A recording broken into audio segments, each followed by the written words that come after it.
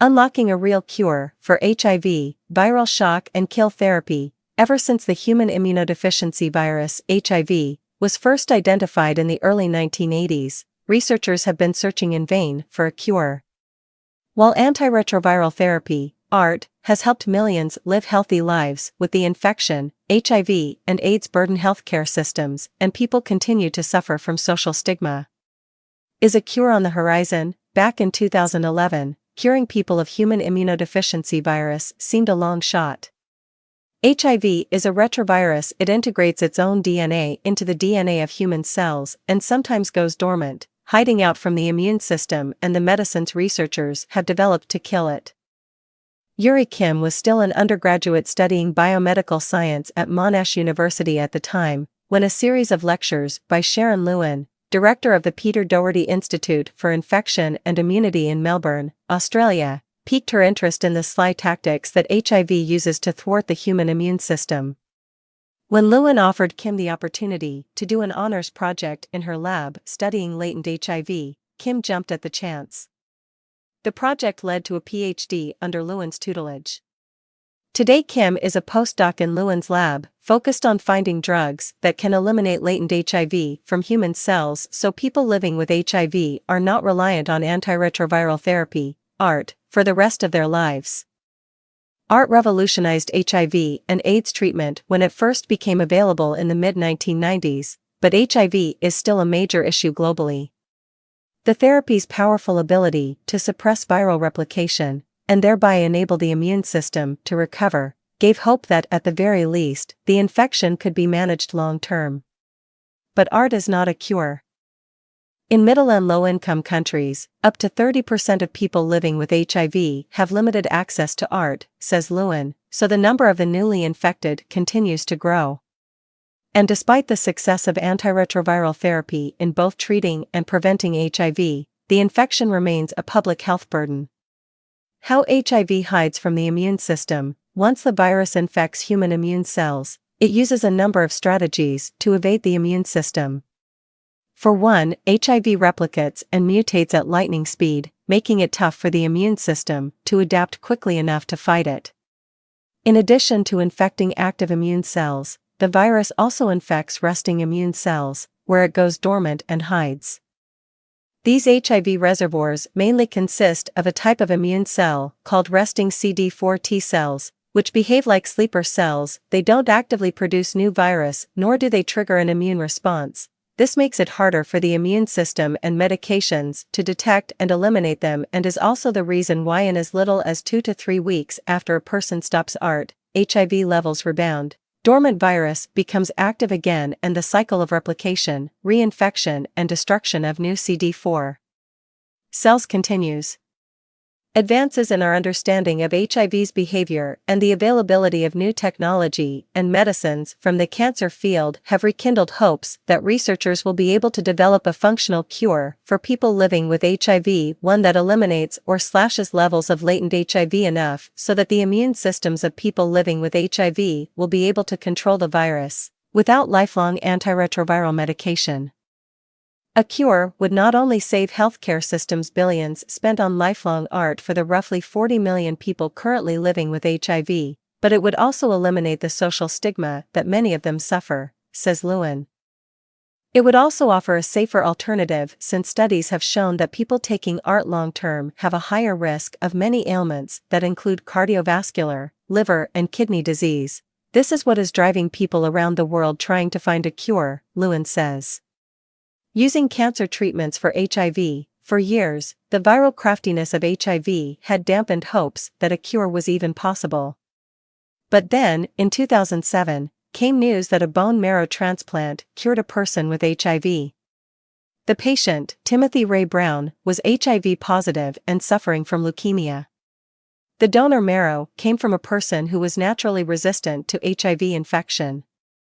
Brown became the first person known to be cured of HIV. There were no detectable levels of virus in his blood. While a bone marrow transplant for people living with HIV was never considered a desirable or even practical cure because of the health risks from the procedure and the expense, Brown's case showed that a cure was possible. Then came another unexpected boon to the field: targeted cancer treatment. About a decade ago, a class of new cancer drugs became available that blocked cancer's ability to hide from the immune system. The advance got HIV researchers thinking about whether they might use the same approach to target latent HIV. Although cancer is a distinct disease, researchers discovered that both cancer and HIV share certain behaviors in common, which is why a lot of these cancer drugs have been repurposed for HIV. Says Kim, mutations in cancerous cells, for example, are thought to alter the structure of chromatin material that forms chromosomes in cancer cells, making it easier for them to proliferate. The ability of HIV to integrate into host cell DNA, researchers think, is also influenced by how chromatin is organized. In the cancer field, there are many drugs that work by loosening chromatin to make it more accessible to cellular machinery to initiate transcription, says Kim, thereby tamping down the cell's ability to replicate. Researchers theorized that these same cancer drugs might also force cells infected with latent HIV to initiate transcription of viral DNA, making them visible to the immune system. However, while the approach could trigger latent HIV to replicate, it didn't prove powerful enough to rid the body of infected cells. Researchers then took a cue from another similarity between cancer and HIV. Cells infected with HIV have high levels of specific proteins that may tip the cells towards survival, outliving their normal life cycle that would include programmed cell death, or apoptosis. Some cancer cells produce the same proteins and circumvent apoptosis too. Drugs that inhibit these proteins are already available to treat cancer. The shock and kill approach to curing HIV. In what's called the shock and kill approach to curing HIV, Kim is now focusing her efforts in combining a drug to trigger latent HIV to replicate, a so-called latency reversing agent, with a pro-apoptotic drug to first shock latent HIV out of hiding and then kill the infected cells. To test the approach, Kim treats blood samples from people living with HIV with the drug combination and compares them to untreated blood samples from the same person. The challenge had been determining whether the drugs are eliminating intact virus. Not all latent HIV is replication competent. Kim explains, because the virus mutates so quickly, 90% of HIV DNA is defective and therefore can't replicate. It is unable to infect CD4 cells. With the drug combination, you really want to be targeting replication-competent intact provirus. This is made even more difficult by its scarcity. It's only a tiny fraction, she adds. Only around 1 in 1,000 CD4 cells is infected with latent HIV in people taking ART, and only a tiny fraction of that pool contains intact HIV DNA, she says, still looking for the right combination. Using a multiplex dPCR assay that Kim and her colleagues adapted to the QI Acuity system, she can now detect and quantify the fraction of intact HIV DNA in her samples. Measuring the amount of intact virus helps us see how well our treatments are working, she adds. Researchers working on the shock and kill approach continue to look for drug combinations that might have the desired effect. To reduce toxicity, some researchers are also looking at delivering shock and kill drugs with more precision, packaging them into nanoparticles that hone specifically to infected cells, for example.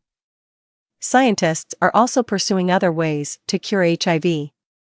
Among them are the block and lock approach that aims to permanently silence latent virus with drugs that block the transcription step in the cell's life cycle. Over time, this would cripple HIV's ability to replicate. Still others are studying gene therapy approaches that could knock out genes that enable the virus to infect cells. In the meantime, Kim is hoping that the positive results she is seeing in the lab will lead to clinical trials to test the efficacy of her drug combination in people living with HIV. But of course, she adds, any approach that leads to a cure for HIV is wanted.